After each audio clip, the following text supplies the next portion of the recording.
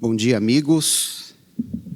É uma alegria estarmos aqui hoje, nessa manhã, para refletir sobre o Evangelho, de Jesus à luz da doutrina espírita. Hoje nós daremos continuidade ao estudo do capítulo 18 da obra Evangelho segundo o Espiritismo, cujo título é Muitos os chamados e poucos os escolhidos. Hoje, então, seguiremos a reflexão da segunda parte, que compreende os itens 3, 5, 10 e 15. Mas é importante resgatarmos brevemente a essência dos ensinamentos apresentados na semana passada, que serão complementados com os itens de hoje. Na semana passada nós falamos da parábola da festa de núpcias, naquele momento onde Jesus compara o reino dos céus, onde tudo é alegria, tudo é felicidade, a uma cerimônia de casamento que o rei faz para o seu filho. Os primeiros convidados, então, são aqueles que receberam a lei divina, os judeus, para o reconhecimento, para o conhecimento dessa lei através de Moisés. Os enviados do rei para fazer os convites para estes convidados seriam, então, os profetas, que, trazendo as revelações do mundo espiritual, convidaram os judeus a seguirem o caminho da verdadeira felicidade. Mas que as palavras, então, foram pouco ouvidas. Ou seja, o convite para esta boda foi recusado, sobretudo por muitos daqueles que conheciam as leis e que tinham o compromisso de compartilhar para o povo. Os convidados, então, que deixaram de comparecer a essa boda, alegaram que tinham afazeres, que tinham que cuidar de seus campos, cuidar dos seus negócios. E eles, então, representam aquelas pessoas que se interessam apenas pelas coisas do mundo e seus próprios interesses, sendo assim indiferentes às coisas espirituais. Porém, mesmo que esses convidados não tenham comparecido, não bastava apenas conhecer a lei de Deus, ser religioso, nem tampouco sentar-se à mesa para participar da festividade da boda. Era necessário, antes de tudo, como uma condição expressa, vestir a túnica nupcial, a roupa para a festa, que seria a purificação dos seus corações e praticar a lei contida na frase, fora da caridade não há salvação. Bem como também, nem todo aquele que diz Senhor, Senhor, entrará no reino dos céus, mas sim, aquele que faz a vontade do Pai, que entende as suas leis, mais do que isso, aquele que pratica a lei de Deus, edificando assim a sua casa sobre a rocha. Porém, todo aquele que ouve as palavras de Jesus, que conhece as leis de Deus, mas não as observa, não as pratica, será comparado então àquele homem que edifica a sua casa sobre a areia. Vem então a tempestade, vem então a chuva, os rios transbordam, e a casa é arruinada. Aquele que entende, observe e coloca em prática as leis de Deus, os ensinamentos do Cristo, mesmo com as dificuldades da vida, mesmo que os rios transbordem, mesmo que as tempestades cheguem, tem a sua casa erguida em bases sólidas. A sua fé é fortalecida para superar este momento difícil.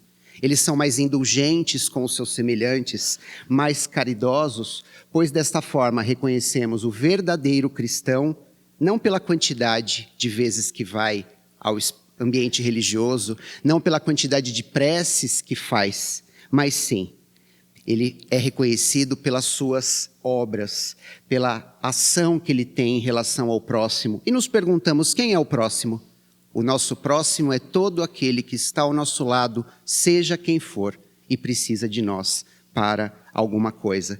E Jesus então compara a árvore a nós e os frutos em relação às nossas ações. Pois uma árvore boa não pode dar maus frutos e uma árvore má não pode dar bons frutos. A árvore simboliza todos nós e os frutos são as nossas boas atitudes. Ouvimos muitas vezes dizer sobre salvação, sobre o reino de Deus, mas é importante entendermos que a salvação não é um lugar para onde somos direcionados após a morte. A salvação seria nos salvarmos das nossas próprias dificuldades, das imperfeições que ainda carregamos, e assim, dessa forma, quando nos esforçamos para superá-las, nos encontramos num estado de alma, num estado de espírito de felicidade pelas conquistas que assim realizamos conforme os nossos esforços. E aí então está o reino de Deus dentro de nós. E podemos então senti-lo cada vez mais à medida que nos esforçamos para a nossa melhoria, para o nosso progresso moral. Esse capítulo nos fala sobre a porta estreita, na passagem de Mateus, capítulo 7, versículo 13 e 14, onde encontramos as seguintes palavras de Jesus. Prestamos atenção. Entrai pela porta estreita, porque larga é a porta da perdição, e espaçosos o caminho que ela conduz. E muitos são os que por ela entram. Quão pequena é a porta da vida, quão apertado o caminho que ela conduz, e quão poucos a encontram. O que será que quis dizer Jesus ao se referir ao exemplo da porta estreita e da porta larga?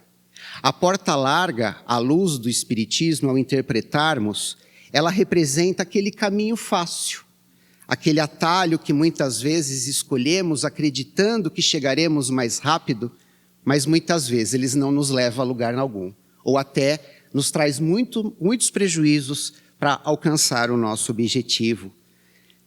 E aí, dessa forma, chegamos nos excessos, chegamos nas dificuldades, pela nossa própria imprudência.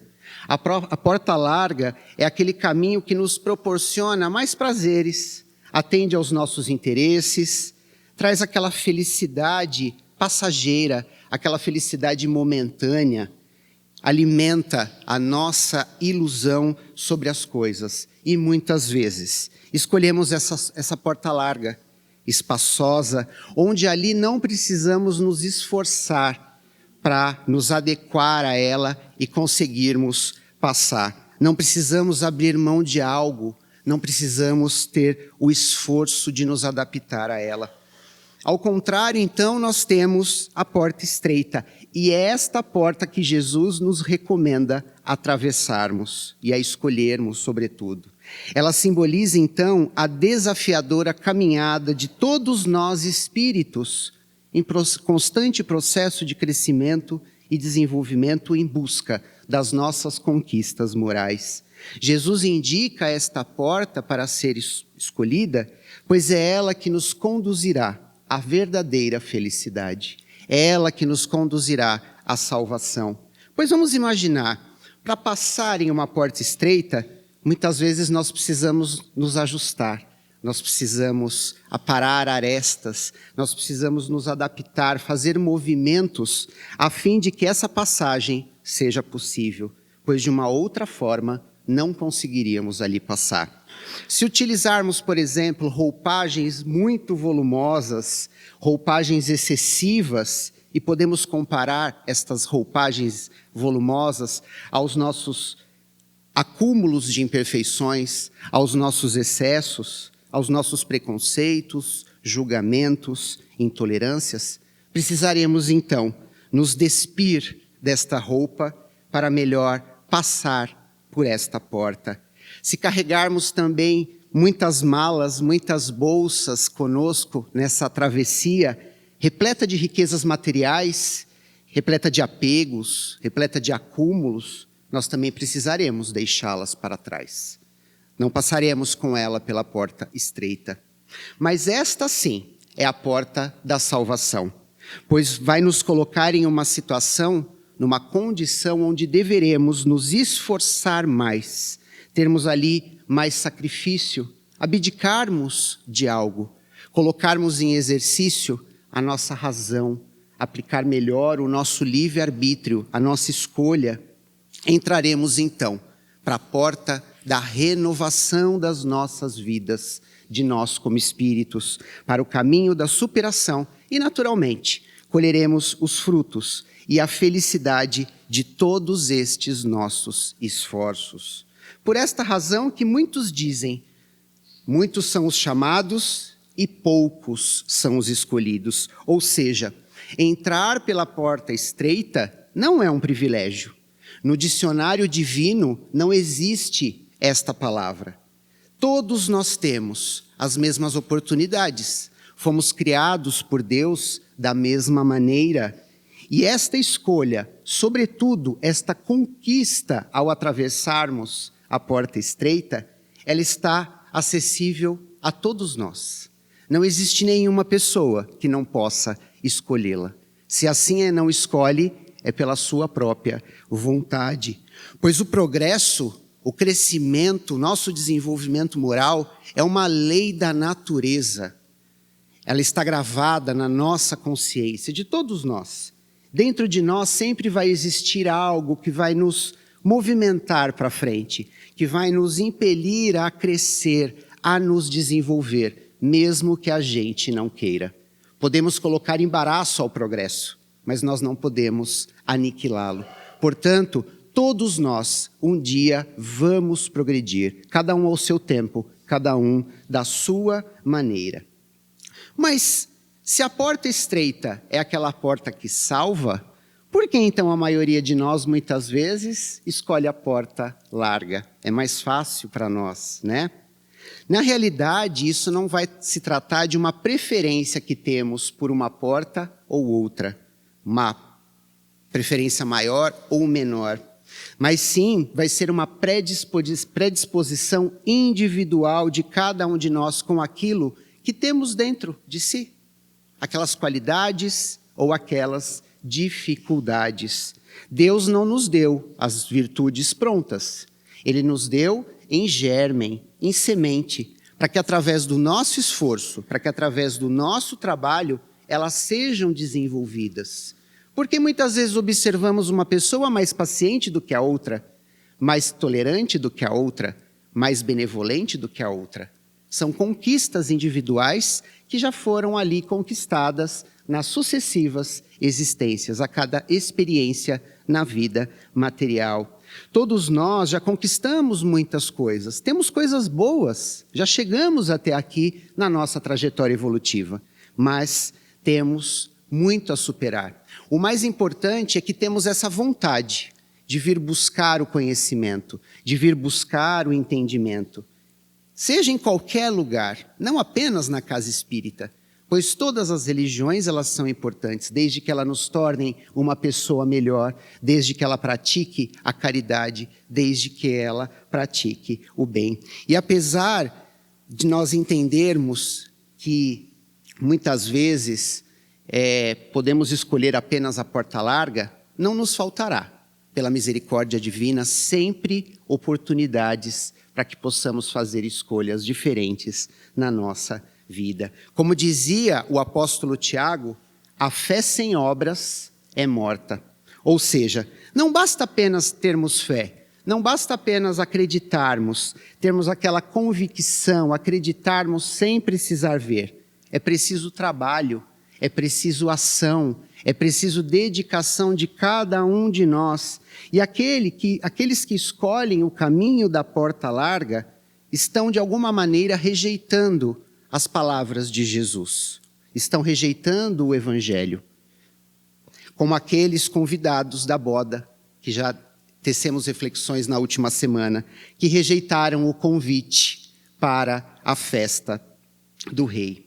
Mesmo que a gente escolha a porta larga, tenhamos em nós essa convicção e este entendimento, que a misericórdia divina, a providência divina conosco, ela sempre está presente em nossas vidas. E que mesmo em algum momento, se a gente não escolhe essa porta estreita, com mais sacrifício, com mais esforço, tenhamos essa certeza que chegaremos lá. O progresso é inevitável e o Pai nunca desampara nenhum de nós. Porém, quanto mais rápido a gente aprende, quanto mais rápido a gente aprende, mais rápido a gente se desenvolve, né? Será então sempre a porta estreita a da salvação? Não. Pois à medida que nós melhoramos, à medida que nós progredimos espiritualmente, nós vamos superando as dificuldades. E essa porta então vai ficando mais larga para aquele que tem conhecimento, para aquele que tem entendimento das coisas. Menos árdua será a caminhada daqueles que propõem alcançá-la. Como aquela lição da escola, bem como na vida, aquela situação difícil que nós passamos, e quando ela acontece novamente na nossa vida, nós identificamos, não, isso já aconteceu, eu conduzi dessa maneira, eu aprendi, eu posso também superá-la, como aquele aprendizado da escola também, que quando a gente se dedica, a gente estuda, a gente se prepara, nós passamos na prova, ou nós conseguimos ali resolver aquele problema difícil. Outro ensinamento importante deste capítulo encontramos no Evangelho de Lucas, capítulo 12, versículo 47 e 48, onde Jesus diz: muito se pedirá àquele a quem muito se houver dado, e maiores contas serão tomadas àquele a quem mais coisas haja confiado. Ou seja, a quem muito foi dado, muito também será solicitado. Jesus quis dizer e se referiu exatamente àqueles talentos que recebemos de Jesus, né? Sejam os conhecimentos, sejam os bens materiais que devem ali ser compartilhados e multiplicados em favor do nosso próximo, que impõem em nós, assim, uma grande responsabilidade. Quanto mais a gente tem de conhecimento, mais responsabilidade temos no sentido de transmitirmos esse conhecimento. Quanto mais coisas adquirimos materialmente, com o nosso esforço, com a nossa dedicação, maior é a nossa responsabilidade em compartilharmos com o nosso próximo, que também precisa e não está numa situação, muitas vezes, tão confortável, tão boa como nós. Aquele, então, portanto, que aproveita todos esses ensinamentos para se melhorar, que tocam ali o seu coração, que faz com que ele siga adiante, que ele aplique isso no dia a dia. E tomamos a exemplo Jesus. Tudo que Jesus falava, ele também fazia. Havia uma coerência entre tudo aquilo que ele ensinava. Podemos fazer isso. Um dia também alcançaremos esse estado de espírito evoluído como Jesus alcançou. Todos nós fomos criados da mesma maneira e Jesus não diferente. Ele também foi criado como nós, percorreu os longos caminhos da evolução e conquistou, pelo seu próprio esforço e dedicação, tudo aquilo que ele sabia em desenvolvimento intelectual e moral. Portanto, o Evangelho é um roteiro de luz para todos nós. Os ensinamentos de Jesus nos mostram o caminho que precisamos seguir para a nossa renovação, que veio para alcançar em todo o seu conhecimento aquele que busca e aplica. À medida que entendemos, então, que é importante colocar em prática, pois nos será solicitado em algum momento. Por exemplo, se pedimos muitas vezes a espiritualidade amiga, algo que precisamos, paciência, força, eles não nos dará elas prontas. Deus nos dará as oportunidades para que a gente pratique a paciência, para que tenhamos a força. Nada chegará pronto para nós. É preciso o trabalho e a dedicação.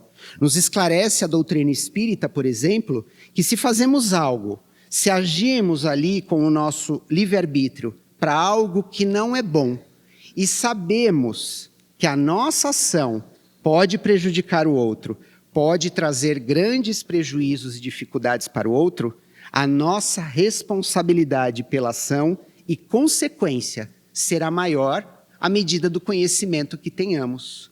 Diferente daquele que age, pode fazer uma escolha difícil, uma escolha ruim, mas ele não tem conhecimento que aquilo é um mal. Naturalmente, existe um atenuante. No caso, a ignorância, ou seja, a falta do conhecimento, não justifica o erro, mas abranda a responsabilidade, diferente daquele que sabe que é errado e mesmo assim o faz, pela sua própria vontade. O Espiritismo, então, é o consolador prometido por Jesus, que vem resgatar tudo o que Jesus disse e trazer maiores esclarecimentos, entendimentos adequados a esse tempo. Mas aí nós nos perguntamos, o conhecimento do Espiritismo nos propicia mais responsabilidades? Sim, como qualquer outro conhecimento sobre as coisas espirituais.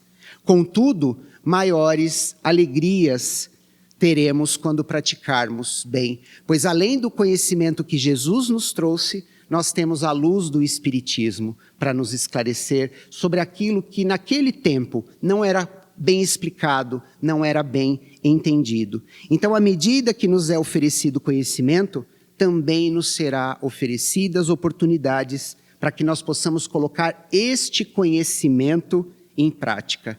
E exatamente neste momento que somos experimentados para colocar em prova aquilo que acessamos, aquilo que aprendemos e recebemos em conhecimentos das coisas espirituais. Precisamos então trabalhar em nós esta cegueira que temos, na qual Jesus também se refere nessa passagem. Mas não é a cegueira do corpo físico, mas dos olhos espirituais, os olhos da nossa alma. E nesse sentido, vem então o Espiritismo multiplicar o número de chamados e pela fé vai nos proporcionar e multiplicará também o número de escolhidos, aqueles que pela sua própria vontade escolhem a porta estreita. Então, para encerrarmos a nossa reflexão de hoje e arrematarmos todas essas reflexões trazidas, destacamos o trecho da instrução de um espírito amigo deste capítulo que fala exatamente do reconhecimento do verdadeiro cristão pelas suas obras. Vamos prestar atenção. Abre, pois, os ouvidos e os corações, meus bem-amados. Cultivai esta árvore da vida, cujos frutos dão a vida eterna. Aquele que a plantou vos concita tratá-lo com amor, que ainda havereis dar com abundância os seus frutos divinos. É o convite de Jesus para aplicarmos os seus ensinamentos. Conservai tal como Cristo, não a mutileis, sem estender a sua sombra imensa sobre o universo. Não lhe cortei os galhos desta árvore de aprendizado e ensinamento. Seus frutos benfazejos caem abundantes para alimentar o viajor faminto que deseja chegar ao termo da jornada. Não amontoei estes frutos para os armazenar e os deixar estragar, a fim de que ninguém vos sirvam. Ou seja, cada fruto que exista, cada fruto que seja promovido, gerado em nós, que ele seja compartilhado e que não guardemos apenas para nós. Portanto, o verdadeiro cristão se reconhece pelas atitudes com relação ao próximo, pelas obras que pratica e pela vivência real dos ensinamentos de Jesus. Por esta razão que muitos são os chamados e poucos os escolhidos. Muito obrigado pela atenção de todos, que tenhamos um excelente domingo e possamos sair daqui desta casa abençoada, com essa motivação e com esse fortalecimento em nós de colocarmos em prática tudo aquilo que aqui aprendemos. Um grande abraço a todos.